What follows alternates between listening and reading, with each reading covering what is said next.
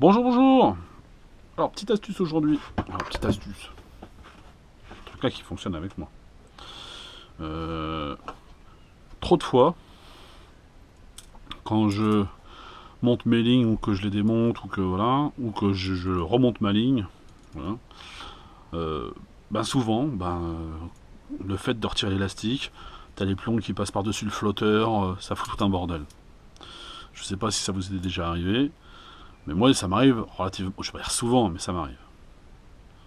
Donc, pour éviter que les plombs, quand vous démontez votre ligne, admettons, là, vous avez fini de faire votre ligne, vous avez fini soit de pêcher, ou soit vous avez fini tout simplement de la monter, comme moi aujourd'hui. Voilà. Donc vous allez faire ça, ensuite vous allez faire ça, vous allez faire ça, vous allez faire ça, vous allez faire ça. Hop, hop, hop, hop, hop. Voilà. On l'emmouline comme une palette. Après on met son élastique et tout ça.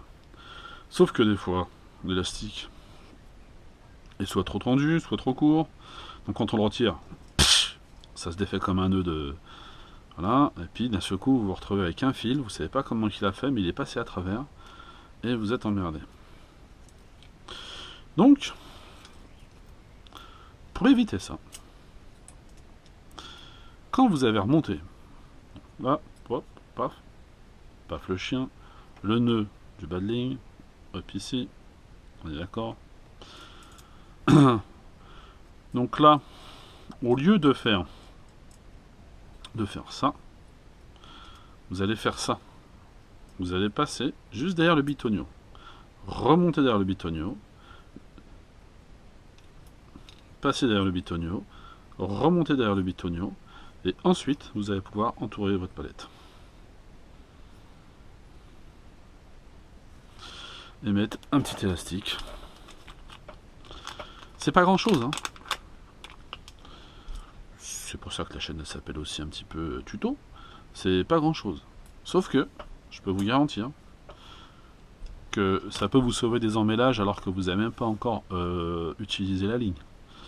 Moi, ça m'est déjà arrivé de retirer l'élastique et même moi, j'aurais jamais réussi à mettre le fil dans cet état-là. Voilà.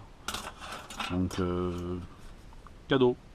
Petit tuto comme ça pour éviter que vos lignes elles s'en mêlent. Là où il y a les plombs jusqu'au flotteur, faites le tour de la petite pointe ici et ensuite tournez autour de la palette.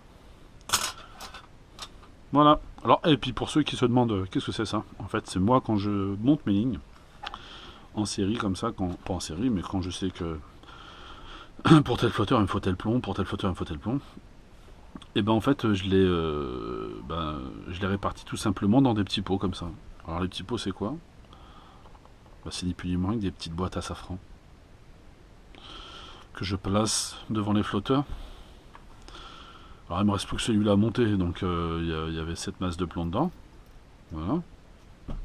Mais je le place devant. Comme ça je sais qu'il me faut ça comme plomb, puis après je les monte. Au lieu d'aller chercher tout le temps dans la boîte. Voilà. C'est un avantage. C'est un avantage.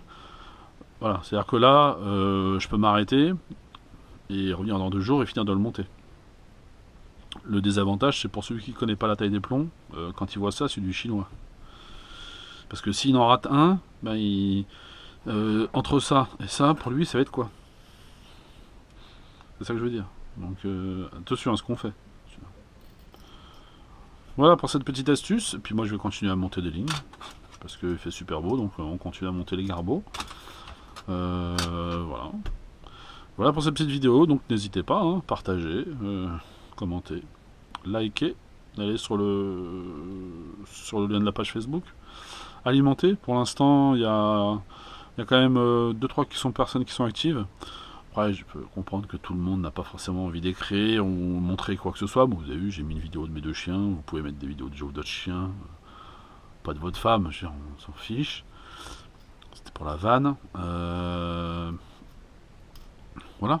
Mais bon, il y en a qui participent, hein. Aujourd'hui, il y a un qui a mis malheureusement un capot qu'il a pris parce qu'il a tenté d'aller pêcher. Il a tenté d'aller pêcher dans un étang dit sauvage parce qu'il a voulu faire le distinguo entre carpodrome et étang pour faire de la carpe. Ou moi, personnellement, je préfère. Un jour, si vous voulez, on fera un débat sur les ficheries et les étangs, j'ai mon point de vue. Hein. Je vous cache pas que bon, là, je risque de perdre des followers. Non, mais j'ai rien contre les ficheries, mais voilà, moi, quand je vois des bourriches de mecs où ils te font voir qu'ils ont fait 40 carpes dans 40 centimètres d'eau, j'ai envie de te dire où est l'exploit, quoi. Quand je dis l'exploit, non, mais elles sont toutes plus ou moins. Il y a très peu de différence entre la pêche et la truite à ce moment-là et le carpodrome, quoi, tu vois. Si tu sais qu'ici, ben, tu écartes l'eau pour voir les poissons, à un moment donné, c'est sûr que tu vas en faire. Ils sont piqués 10 fois par jour, 10 fois par semaine. Voilà, quoi. Par contre, d'aller faire la même carpe en plan d'eau, on va dire sauvage, qui n'est pas prévu pour ça, c'est pas pareil. Déjà, les carpes, elles sont pas pareilles. Voilà.